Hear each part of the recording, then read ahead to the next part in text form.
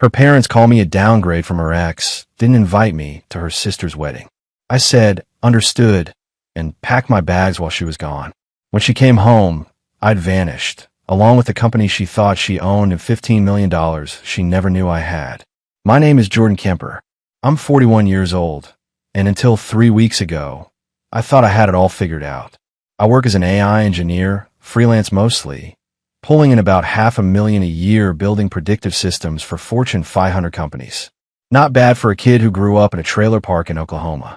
My wife Stacy is 40, works in her father's manufacturing company, Porter Industrial Solutions, and we have a 7-year-old son named Levi. Smart kid, looks just like his mother, which I used to think was a blessing. We had a son, but I'm getting ahead of myself again. The conversation happened on a Tuesday morning in late September. I was pouring coffee when Stacy walked in the kitchen, phone in hand, that look on her face. The one that says she's already made a decision and is just informing me about it. I'd seen it before when she picked out new furniture, when she enrolled Levi in private school, when she planned vacations. Always the same expression. Jordan, we need to talk about Ashley's wedding next month, she said, setting her phone face down on the counter. Ashley's her younger sister, 28, marrying some finance guy from her father's country club. I set the mug down carefully. Sure. What time should we leave? I can clear my Friday schedule if we need to drive up Thursday night. She didn't meet my eyes. Instead, she busied herself with straightening the dish towel hanging from the oven handle. Actually, I think it's better if I go alone this time. The kitchen went quiet except for the hum of the refrigerator. I waited. Silence is a useful tool in my line of work. Let people fill it themselves, and they'll tell you more than they intended. My parents, she continued, still not looking at me, fidgeting with her phone. They have certain expectations. Blake is going to be there. He's CFO of my dad's company now, you know. Been with Porter Industrial for 3 years. And Dad's been talking about how things could have been different if I'd made other choices back then. If you'd married Blake Manning instead of me. I finished for her. That's not exactly what I said, but it's what you meant. Stacy's jaw tightened. She finally looked at me, and there was something defensive in her eyes. They think you're a downgrade, Jordan. From Blake. I know it's not fair, and I know it sounds terrible, but I don't want to make them uncomfortable at Ashley's big day. It's her wedding. Can't we just avoid the drama? There it was. Downgrade. Like I was a used car with high mileage and a questionable history. I picked up my coffee, took a slow sip, set it down carefully on the granite countertop. The sound echoed in the silence. Understood. She blinked, clearly surprised. That's it. You're not going to argue with me. Would arguing change anything? Would it make your parents suddenly respect me? Would it make you stand up for your husband? I guess not. I nodded once, keeping my voice level. Then we're clear. You'll go to the wedding. I'll stay home with Levi. Relief washed over her face. And something else I couldn't quite place. Guilt, maybe. Or satisfaction that I was being so reasonable. Thank you for understanding. I knew you'd be mature about this. We can do something nice together when I get back. Maybe take Levi to that science museum he's been asking about. Mature. Reasonable. Understanding. All the words people use when they expect you to accept less than you deserve. She kissed my cheek. Quick, obligatory, the kind of kiss you give a relative you don't particularly like, and headed upstairs to get ready for work. I stood in the kitchen, listening to her footsteps, the sound of running water, the hum of her hairdryer through the ceiling. That's when I made my decision. See, here's the thing about being called a downgrade. It clarifies everything. For 11 years, I told myself I was building something with this woman. A partnership, a family, a future. But partnerships don't rank their partners. Families don't exclude people to avoid discomfort. And futures built on that kind of foundation, they're not worth having. I walked into my office, locked the door, and pulled out my laptop. I had exactly 28 days until the wedding. 28 days to prepare, to ensure that when I left completely. No loose ends, no coming back, no possibility of reconciliation. I opened a new document and started typing. Exit protocol, Jordan Kemper.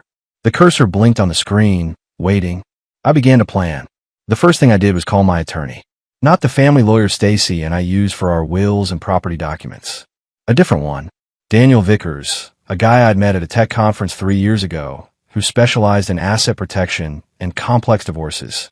We'd stayed in touch, grabbed beers occasionally when he was in town. Jordan, he answered on the second ring. What's going on? I need to meet. Today if possible. Can't discuss it over the phone. There was a pause. Daniel was sharp enough to read between the lines. My office at 2. I'll be there. I spent the morning working like normal. Finished debugging a machine learning model for a pharmaceutical client. Responded to emails. Joined a video call about a new project. The routine helped. Kept me grounded while my mind worked through the bigger picture. At 1:30, I told Stacy I needed to run an errand downtown. She barely looked up from her laptop. Okay, I'm picking up Levi from school today. We'll probably stop for ice cream. Sounds good, I said, and meant it. Whatever was coming, Levi didn't deserve to be caught in the middle. Not yet. Daniel's office was in a renovated warehouse building near the waterfront. Modern, glass walls, the kind of place that charged premium rates. He met me in the conference room with coffee and a legal pad. Talk to me, he said, closing the door. I told him everything. The wedding.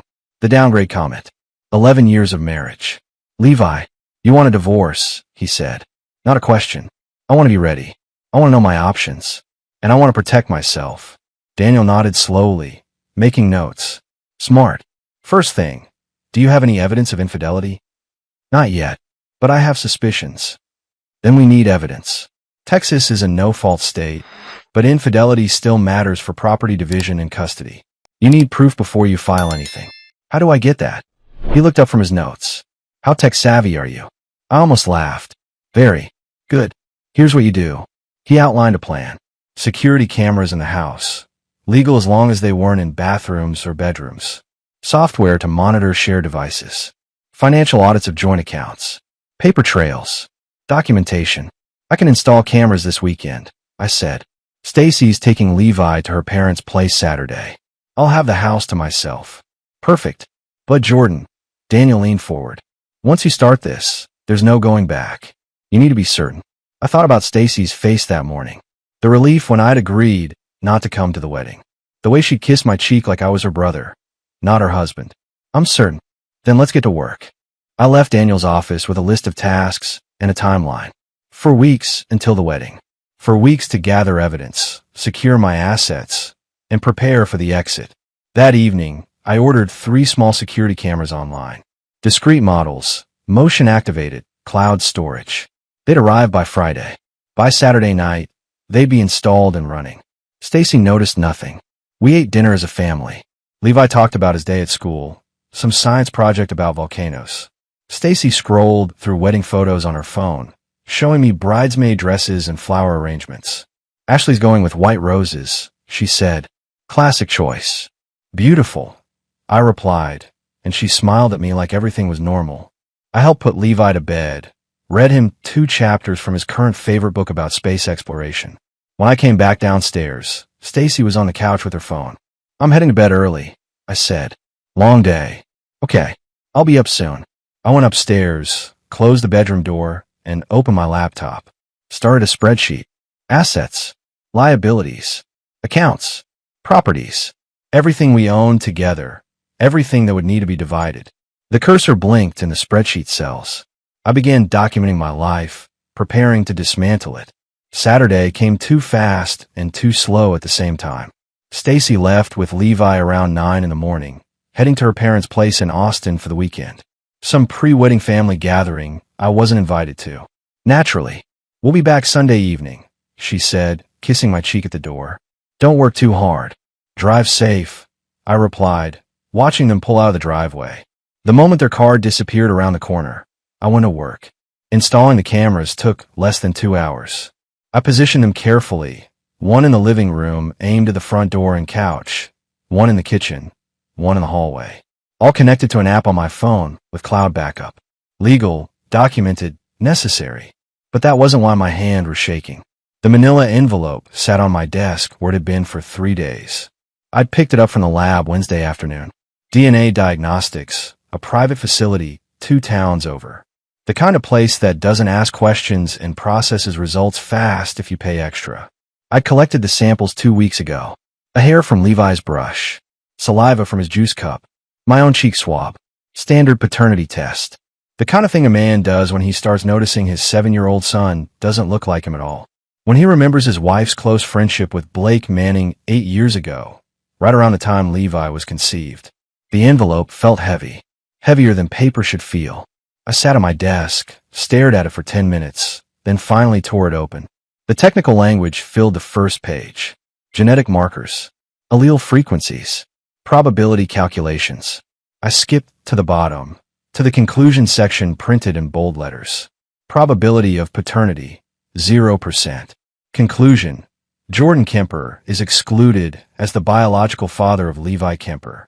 The words blurred. I read them again. Then again. 0%. 7 years. 7 years of bedtime stories, teaching him to ride a bike, helping with homework, coaching his little league team. 7 years of being dad. And none of it was real. Not biologically, anyway. I set the report down carefully, walked to the kitchen, poured a glass of water, drank it, poured another. My hands were steady now, eerily steady. The anger came later. Not hot rage, cold, calculating fury. The kind that clears your mind instead of clouding it. Stacy had lied for 7 years.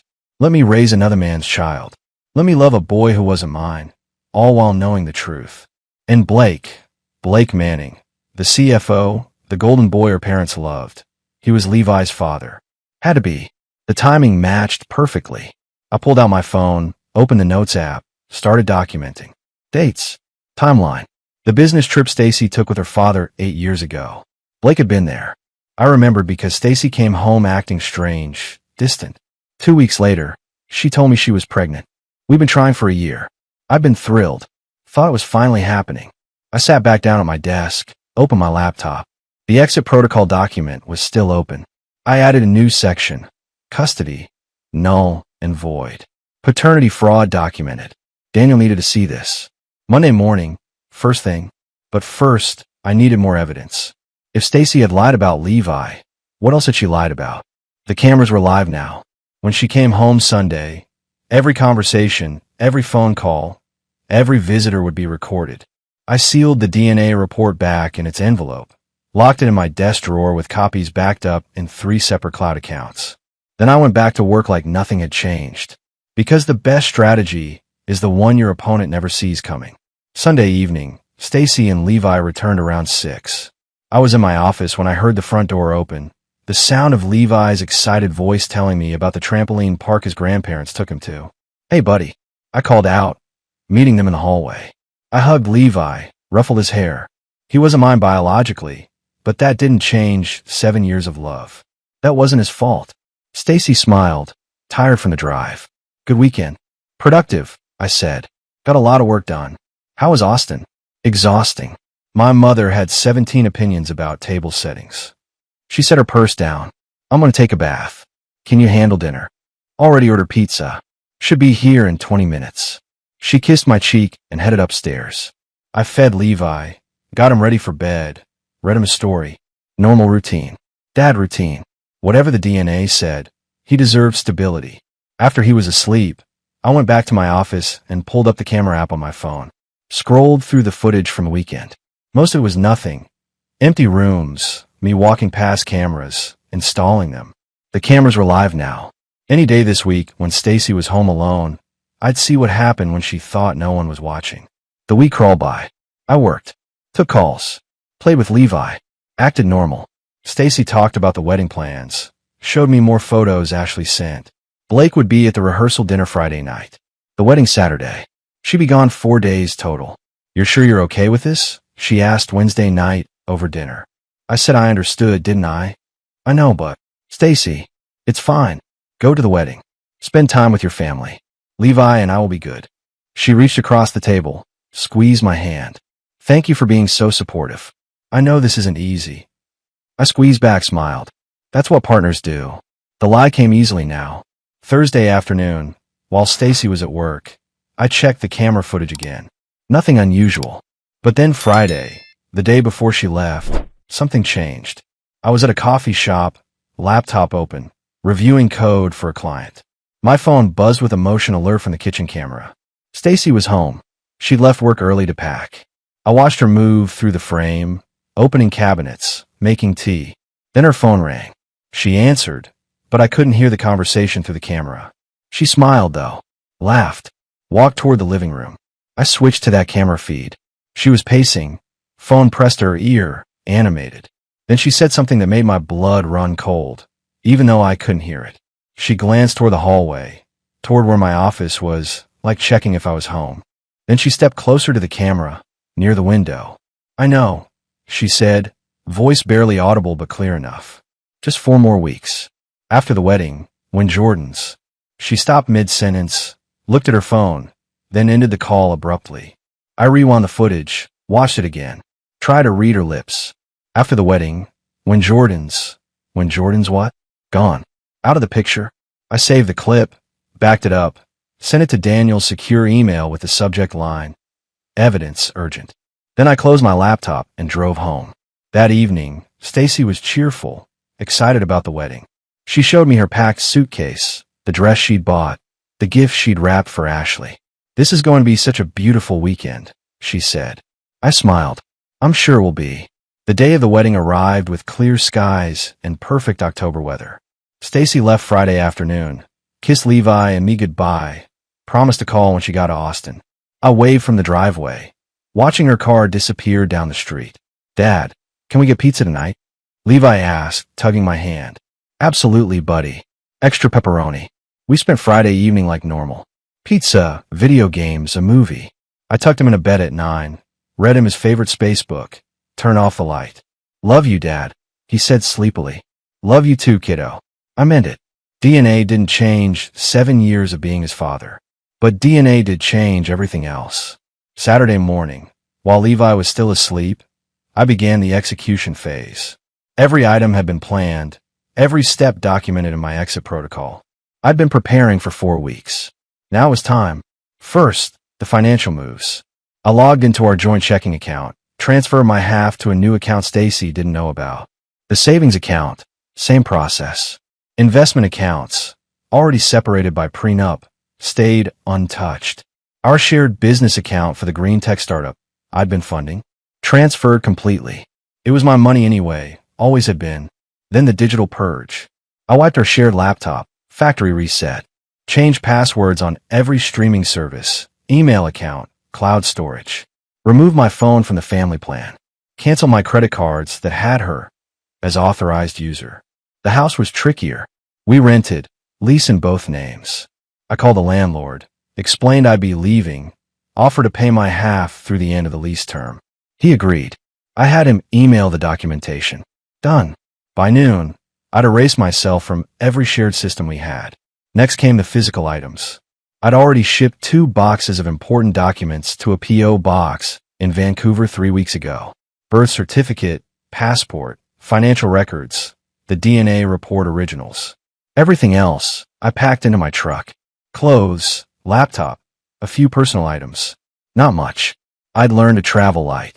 The startup, our joint venture, that Stacy's brother thought he co-owned. That was the beautiful part. I'd structured it carefully 3 years ago when we founded it.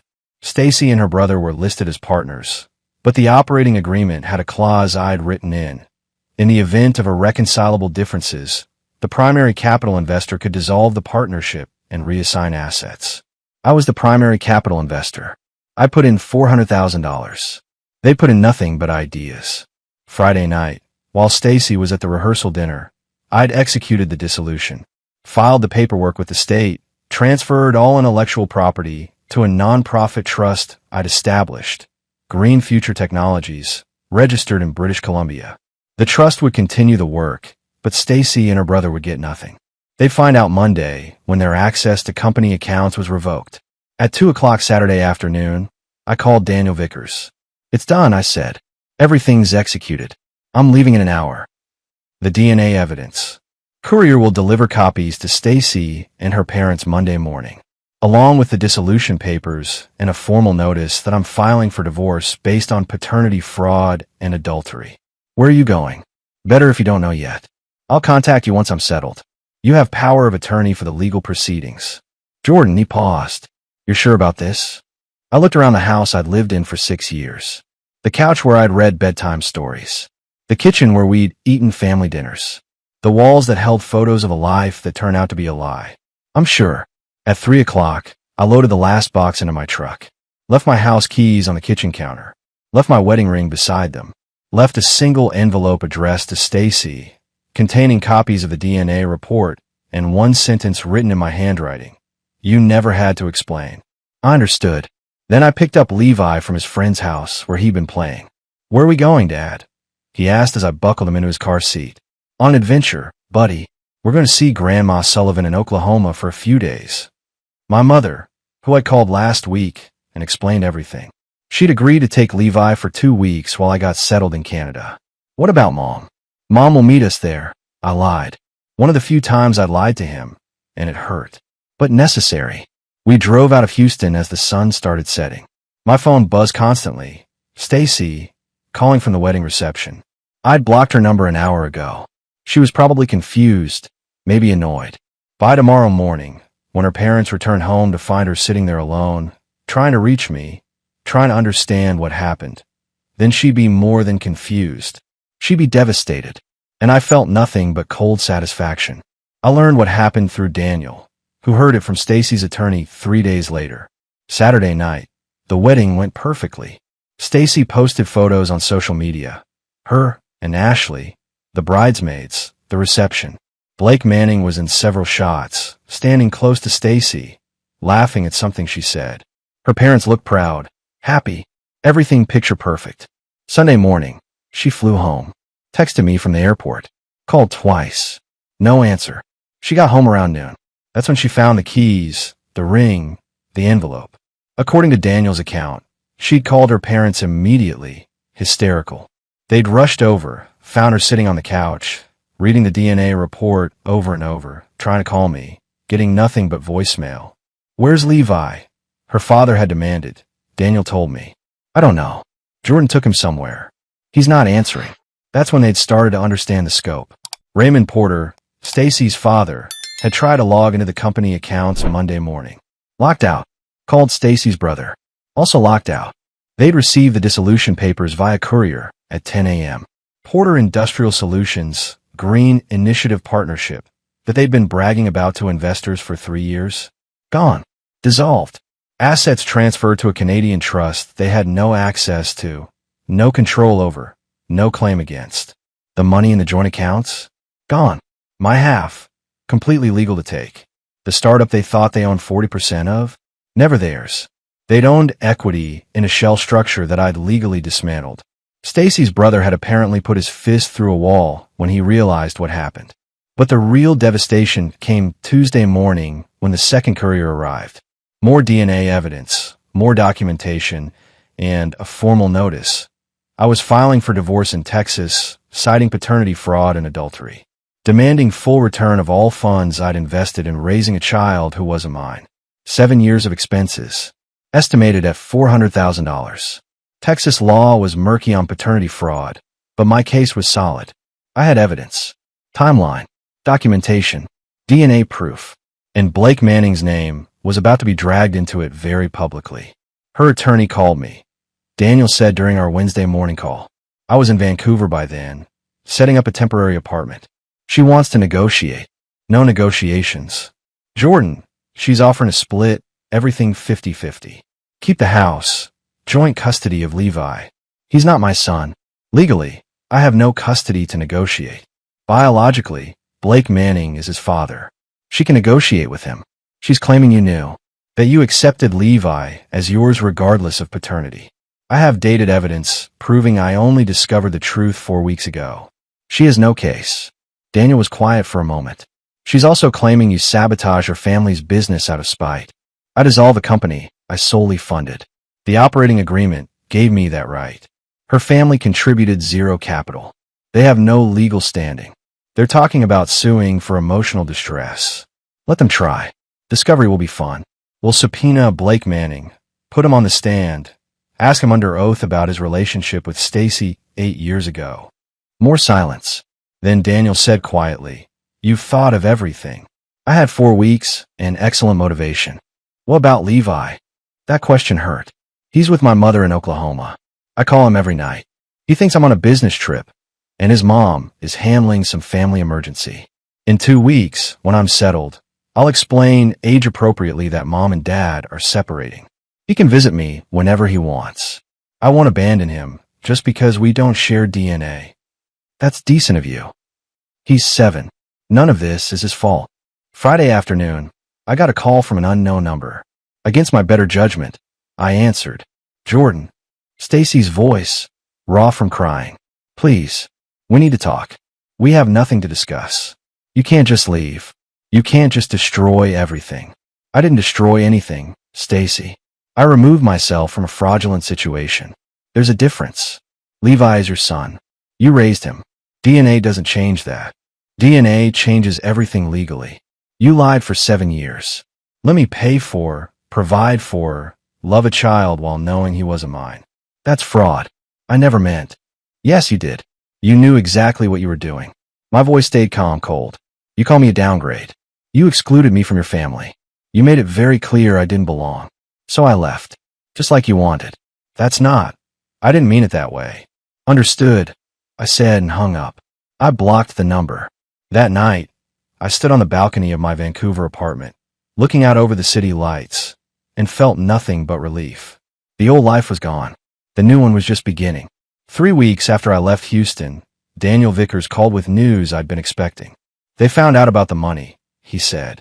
I was sitting in a coffee shop in downtown Vancouver, laptop open, working on a contract for a tech startup that needed AI infrastructure. Which money? All of it. Stacy's attorney filed an emergency motion demanding full financial disclosure. They're claiming you had assets. I didn't hide anything. I just never told her about it. $15 million is a lot to not mention, Jordan. I smiled. Premarital assets. I sold my first AI company 2 years before I met Stacy. The prenup specifically excludes premarital wealth. She signed it. She's saying she didn't know the amount. That you misrepresented your financial situation. I lived modestly. Worked hard. Never flaunted money. That's not misrepresentation. That's discretion. I took a sip of coffee. What else? Raymond Porter is threatening to sue you for sabotaging his business relationships. He's claiming the green tech startup was a joint venture you illegally dissolved. Let him sue. The operating agreement gave me sole dissolution rights as primary capital investor. His daughter and son contributed $0. They have no legal standing. They're also bankrupt, Daniel added.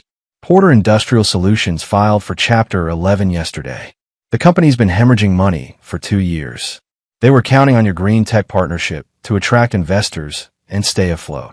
I set my coffee down. So the entire family was using me as a financial life raft. Essentially, yes. Without your money, your reputation, your business connections, they've got nothing. The banks are calling in loans. Creditors are circling. And Blake Manning, still CFO, but his position is shaky. The board is asking questions about the company's financial management. They're also aware of the paternity situation. Word got out somehow. His reputation is taking hits. Good. What about Stacy? She wants to negotiate. She's willing to admit to the affair. Admit Blake is Levi's father, in exchange for you dropping the financial claims and agreeing to joint custody. No, Jordan, she's desperate. Her entire family is collapsing financially. She has no job prospects. She only worked at her father's company, which is now bankrupt. She has no support system. Blake Manning won't acknowledge Levi publicly because it would destroy what's left of his career. Still no. Daniel sighed. What do you want? Divorce finalized. 0 custody for me, since Levi isn't biologically mine, but visitation rights if he wants to see me. Full return of my investments in the family and the startup. And a public acknowledgement of the paternity fraud in the divorce decree. That last part is brutal. She lied for 7 years. She doesn't get to hide it now. Agreed. I'll draft the counteroffer. He paused. For what it's worth, you played this perfectly. Legally, financially, strategically, they have no leverage. I had 4 weeks to plan and excellent motivation. After we hung up, I opened my banking app, looked at the accounts Stacy never knew existed. The $15 million from my first company sale, invested wisely over the years, now worth close to $22 million. The rental properties I owned in 3 states under an LLC. The investment portfolio generating passive income of $40,000 a month. I'd lived on my freelance AI work, $500,000 a year, while this fortune grew in silence. Stacy thought we were comfortable middle class. She had no idea she'd been living with a multimillionaire who chose to drive a used truck and shop at Costco. The irony was beautiful. Her parents call me a downgrade from Blake Manning. Blake, who made $200,000 a year as CFO and lived paycheck to paycheck with credit card debt. Meanwhile, I could have bought Porter Industrial Solutions outright with cash and still had money left over. But I'd never wanted to be loved for money. I wanted to be loved for me. Stacy failed that test spectacularly. My phone buzzed. Text from my mother. Levi wants to talk to you. I called immediately. Hey buddy, how's Oklahoma? Good. Grandma took me to the Science Museum. We saw the planetarium show. His voice was bright, happy. When are you coming to visit? Soon. I'm finishing up some work in Canada, then I'll drive down. Dad. His voice got quieter. Mom called Grandma. She was crying. Is she okay? My jaw tightened. Your mom is going through a tough time, but she'll be okay. Adults sometimes have problems that are hard to understand. She asked if I wanted to come home. I said I wanted to stay with you. Levi, your mom loves you very much, but you're my dad. You're the one who taught me to ride my bike. You're the one who reads me stories. You're the one who shows up. I close my eyes, fighting the emotion. I'll always show up for you, buddy. Always. We talked for another 10 minutes. After we hung up, I sat in that coffee shop for a long time, staring at nothing. DNA said Levi wasn't mine. The law said I had no obligation to him. But 7 years of being his father said otherwise. I opened my laptop, drafted an email to Daniel. Add to the settlement terms. Trust fund for Levi Kemper, $2 million, accessible at age 25. Funded by me, managed by independent trustee. Non-negotiable. Stacy could rot. Blake could hide. Raymond Porter could go bankrupt. But Levi will be taken care of. Because that's what real fathers do. The podcast dropped on a Wednesday morning in late November, 6 weeks after I left Houston. I was in my Vancouver apartment, working on a project, when Daniel called. Have you seen it? He asked. Seen what? The Modern Betrayal Podcast. Episode 47. They covered your story. I pulled up the podcast platform on my laptop, found the episode. Title: The Man Who Disappeared. When Understanding Means Exit. My stomach tightened. How did they get this? Public divorce filings are accessible. Someone must have noticed the paternity fraud claim and thought it was interesting. They interviewed people, pieced together the timeline. He paused. Jordan, they made you sound like a hero. I listened to the episode. The host, a woman named Sarah Mitchell, had a measured, thoughtful voice. She laid out the facts methodically. The wedding exclusion, the downgrade comment, the DNA revelation, the calculated exit, the financial fraud I'd uncovered. This is a story about a man who was told he wasn't good enough, she said, who was excluded, diminished, used financially while being emotionally discarded. And his response wasn't violence, wasn't rage. It was precision. He removed himself completely, legally, leaving no loose ends, no way back. She played a clip, an interview with someone who claimed to be a former colleague of Raymond Porter. The voice was disguised, but the words were clear. Porter and his family were always looking for an angle. When his daughter married Jordan Kemper, suddenly Porter had access to tech connections, AI expertise, investment capital. They used him. Another clip, this one from someone who knew Blake Manning. Blake's always been about image. When his relationship with Stacy produced a child, he panicked. Couldn't acknowledge it publicly, would ruin his career prospects. So they pinned it on the husband. Classic coward move. The episode ended with Sarah's conclusion. Sometimes the strongest response to betrayal isn't confrontation. It's disappearance. Jordan Kemper understood that being uninvited was the clearest invitation to leave. And he left so completely that the people who used him are still trying to find him. The episode had 200,000 downloads in the first day. By Friday, it hit 1 million. The comments section exploded. Men sharing their own stories of being diminished in relationships, financially used, emotionally discarded. Women calling Stacy's behavior disgusting and unforgivable. Debates about paternity fraud laws, prenups, the importance of DNA testing. The phrase, understood and left, became a hashtag on social media. Daniel called again Monday morning. Stacy's attorney wants to settle. Immediately. They're terrified this gets bigger. What are they offering? Everything you asked for. Divorce finalized, financial return, public acknowledgement of fraud. They'll even agree to the trust fund for Levi. They just want you to sign a mutual non-disparagement clause. So I can't talk about what happened. Correct. They're worried about more media coverage. I thought about it. About Levi, who didn't deserve to have his mother's fraud broadcast across the internet forever. About my own privacy, my desire to move on cleanly. Counteroffer. I'll sign the non-disparagement clause if Blake Manning publicly acknowledges paternity and agrees to pay child support. Full amount, backdated to birth. That's $8.4 million he owes Stacy for 9 years of expenses. Daniel laughed. That's brilliant. You're making him pay for his own kid. He created this situation. He can fund it.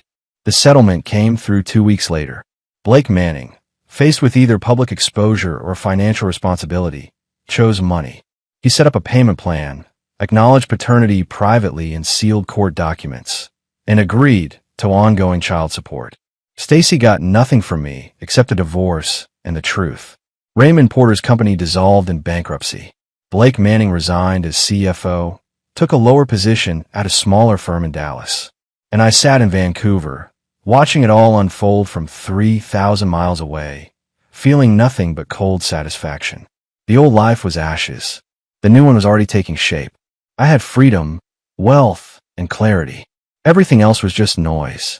18 months after I left Houston, I stood on the deck of my house in Whistler, British Columbia, watching the sunrise paint the mountains gold.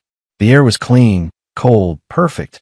Nothing like the humid Texas heat I'd left behind. My phone buzzed. Text from Dr. Emily Carson. Morning. Coffee at our place or yours? I smiled, typed back.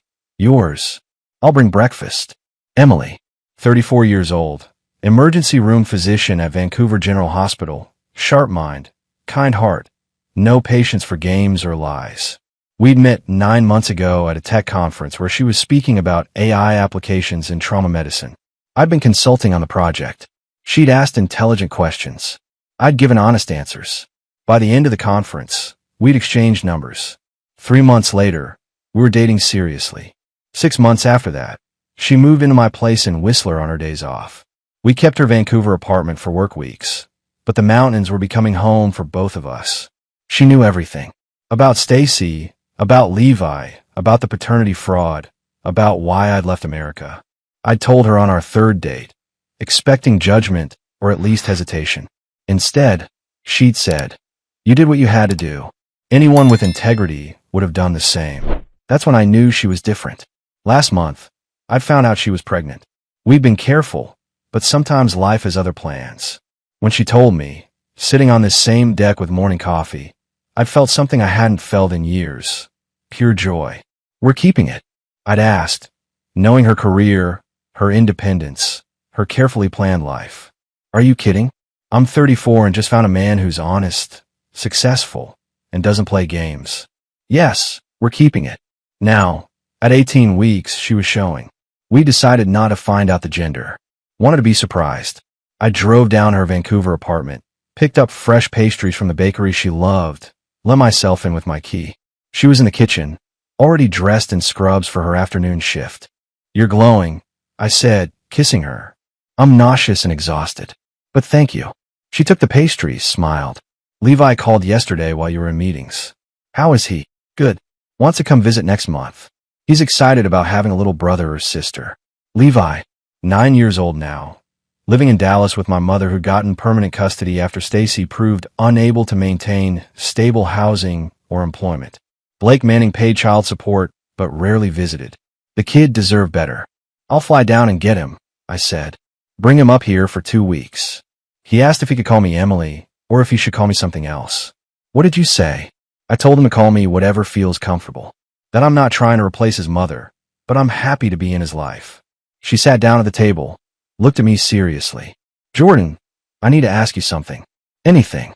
Do you regret how you handled things? Leaving the way you did?" I thought about it. Really thought. No. I gave Stacy 11 years of loyalty, love, and financial support based on lies. When I discovered the truth, I extracted myself cleanly and legally. I protected my assets, exposed the fraud, and ensured Levi would be financially secure regardless of his parentage. I did everything right. But you destroyed her family's business. Her father lost everything. Raymond Porter destroyed his own business through mismanagement and fraud. I just stopped subsidizing it. I sat across from her. Emily, they call me a downgrade. Excluded me from family events. Used my money and reputation while lying about my son's paternity. I don't know the mercy. She nodded slowly. I get it. I just wanted to hear you say it without guilt. No guilt. Just clarity. We ate breakfast together, talked about nursery colors and baby names, normal couple things. Then she left for her shift, and I went back to work. My consulting business was thriving. 3 Fortune 500 clients, 2 Canadian startups, and a government contract for AI ethics review. I was making more money than ever, living in a place I loved, with a woman I respected. Last week, I'd started the process for Canadian permanent residency. Not because I hated America, because I'd found something better. A place where my success was respected, my privacy maintained, and my choices honored. In 2 years, I could apply for citizenship. I'd already decided. When that day came, I'd renounce my American citizenship. Not out of spite, out of completion. The country that let someone call a man a downgrade while committing paternity fraud, that allowed financial exploitation masqueraded as family partnership, that valued image over integrity. I was done with it.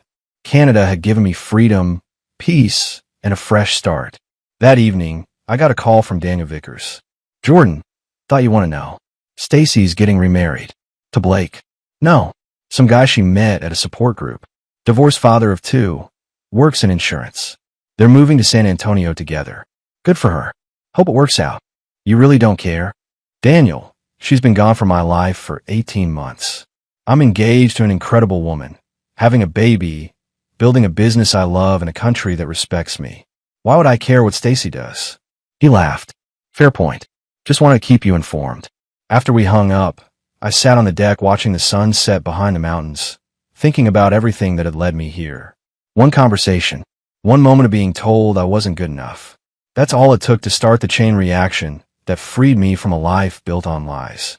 I'd understood exactly what Stacy meant when she called me a downgrade. In an understanding, I'd found my freedom. 2 years and 4 months after I left Houston, I stood in a Vancouver courthouse, Emily beside me, holding our 14-month-old daughter, Sophia. The room was formal, quiet, dignified. The citizenship judge looked at me over her reading glasses. Mr. Kemper, you're seeking to renounce your United States citizenship and become a Canadian citizen. This is a significant, irreversible decision. Are you certain? Completely certain, Your Honor. Can you explain your reasoning? I prepared for this question. Your Honor, I lived in the United States for 41 years. I paid substantial taxes, over $3 million in total across my career. I contributed to the economy, supported local businesses, created jobs through my consulting work. I did everything a good citizen should do. And yet you're leaving? I was told I was a downgrade by the family I married into. Excluded from events because I embarrassed them despite my success and contributions. I discovered my wife had committed paternity fraud, lying about my son's biological father for 7 years. When I extracted myself legally and completely from that situation, I was vilified for it. The system that was supposed to protect me instead questioned my motives. The judge nodded slowly. Go on. Canada welcomed me without judgment. Here, my professional success is respected. My privacy is protected. My choices are honored. I've built a business that employs 12 people and generates significant tax revenue for this country. I've integrated into the community. My daughter will grow up Canadian. I paused. America gave me opportunity. Canada gave me dignity. I choose dignity. Emily squeezed my hand. The judge reviewed my paperwork for what felt like an hour, but was probably 5 minutes. Then she looked up, smiled slightly. Mr. Kemper, it's rare to see someone articulate their reasoning so clearly. Your application is approved. Welcome to Canada. The ceremony was brief. Oath of citizenship, certificate signed, handshakes exchanged. When we walked out of that courthouse, I was no longer American. I was Canadian. Emily hugged me in the parking lot, Sophia babbling happily between us. How do you feel? Free. We drove back to Whistler, to the house I'd bought outright with cash, to the life I'd built from scratch. That evening, Levi called via video chat from Dallas. Dad, did you do it? Are you Canadian now? I am, buddy. Official, as of this morning. That's so cool. Can I get Canadian citizenship too? I laughed. When you're 18, if you want to move up here permanently, we'll make it happen. You'll always have a place with me. Is Sophia there? I want to say hi to my sister. Emily brought Sophia to the screen. Levi made funny faces, and she giggled. Watching them interact, watching this makeshift family weed created from the wreckage of betrayal and fraud, I felt something I hadn't felt in years. Complete peace. Later that night, after Emily and Sophia were asleep, I sat on the deck with a glass of whiskey, looking at the stars over the mountains. My phone buzzed. Email from an unknown address. Against my better judgment, I opened it. It was from Stacy. Jordan, I know you probably won't read this, but I needed to try. I heard you became a Canadian citizen today. Congratulations. I know that means you're never coming back, and I understand why. I won't apologize again. I've said sorry 1,000 times, and it never feels adequate. But I want you to know that Levi talks about you constantly. You're still his dad in every way that matters. Thank you for the trust fund, for the support, for not abandoning him, even after you learned the truth. You're a better person than I ever deserved. I hope you're happy. I hope Canada gives you everything you couldn't find here. And I hope someday, somehow, the universe gives you back all the good you put into the world. You earned it. I read it twice, then deleted it. Not out of anger. Out of closure. Stacy was part of a life I'd left behind. A life built on lies, maintained through deception, destroyed by truth. This life, the mountains, the business, Emily, Sophia, the freedom to choose my own path, this was real. I raised my glass to the stars, to the journey that had brought me here, to the single word that had changed everything. Understood. I whispered to the night, and then I went inside to my family, closing the door on the past forever. The Downgrade had upgraded himself completely.